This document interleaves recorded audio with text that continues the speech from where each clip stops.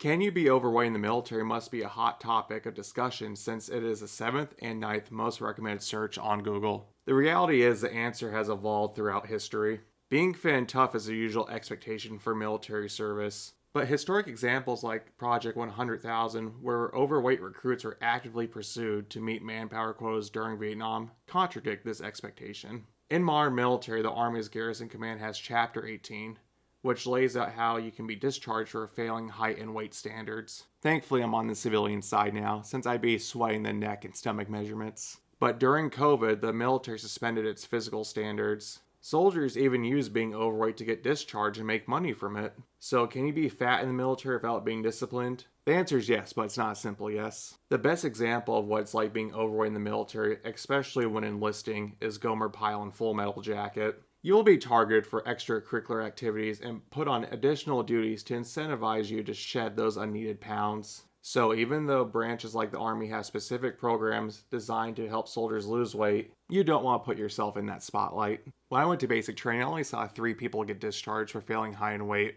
It was under the umbrella of failure to adapt. Since the military is hurting for recruits right now, I'd be shocked if anyone got discharged for failing height and weight in basic, which is one of the 2 circumstances that determine if you can be overweight in the military. If the DoD has a surplus in funding and low manpower, then standards are either softened or not as strictly enforced. But the number one thing that determines if you can be overweight in the military, no matter the point in history or the job you have, is your leadership. After I graduated basic training and went to the Old Guard, I knew a guy that went to the 101st Airborne. He was a little larger and didn't do great on his PT test, but overall was a good soldier. Immediately when he got to his unit, he had a PT test and a height and weight test, which he failed. His company commander initiated his Chapter 18 that day. Then he was quickly discharged from the Army. At my unit, we have high visibility to the public.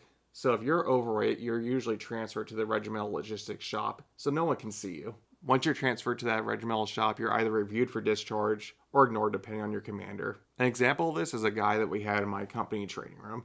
He was larger, but he couldn't pass the push-ups on the PT test to save his life. There was one night where I bumped into my company commander in the press shop where we prepare our uniforms for ceremonies. He started a conversation with me. At some point, we got on the topic of this soldier. He told me since he's a good guy and brought value to the unit, that the paperwork for him never gets filed for review on his height and weight, and he didn't really care what Big Army said about the standards. It came down to his decision. On the other hand, there were examples where we had a guy that was huge, but he was able to play the system to get away with it. This soldier in question we'll call Bill. Bill by no means was a good soldier. He first got kicked out of his line platoon and then moved to battalion to become a chaplain assistant and was somehow relieved of his chaplain duties. And he ended up as a battalion driver, I think was his last job. Just to paint a picture for you what Bill was like, there's one day I went to the little office that he worked at, and he was sitting there chowing down on a 6-pack of Krispy Kreme donuts. He saw the look I had on my face, wondering why he'd be eating that, and he wanted to rant about how his 6-pack of donuts had less calories than a steak and potato dinner, and how he knew more about nutrition than everyone else. I was able to find this picture just to illustrate this voluptuous individual. Hard to believe that this guy is active duty in the Old Guard in 2015. While my S3 hate this guy for his attitude and his obvious lack of desire to represent the unit in any way, shape, or form. So he banned him from coming to the entire building on base. They eventually filed his discharge paperwork. But at some point, Bill went to JAG, which is Army Justice Department, if you're not familiar with that, and filed that his commander was inappropriately handling the matter since he didn't get counseled after he failed height and weight. So Bill was able to play the game and avoid being discharged. Ultimately, he was able to complete his enlistment, but he got out of the Army after 3 years as a private first class, which does not look good. Before I explain how soldiers have used being fat to get out of the Army and get paid out, I have an embarrassing story to tell you. During my time at the 3 shop, I got too comfortable and put on some unnecessary pounds. To me, beers in the evening plus only doing 2 hours of PT a day and going off base every day for lunch equaled some unnecessary weight.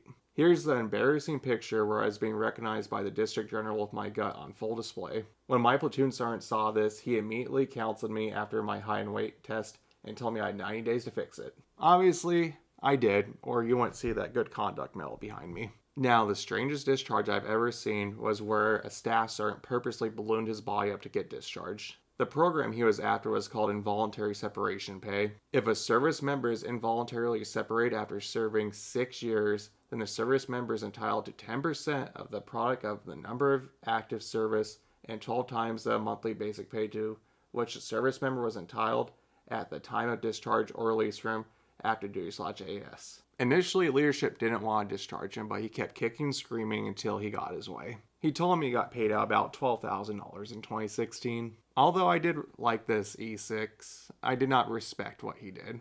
He did get married recently and came out on orders to do a place he didn't want to go to, but if you decide to re-enlist or enlist, that's something you should expect in the military. So answering the question, can you be fat or overweight in the military? The answer is yes, but the more important question is it worth the scrutiny to be a little more comfortable or potentially get a payout? I don't think so. But the military is a big place, so who knows what kind of secret units or additional programs are out there. If you made it to this point in the video, thank you for watching. I appreciate it. If you like the video, please leave it a like. If you want to see more military content, please leave the channel a subscription. Remember, take care of yourself, take care of each other. Till the next one.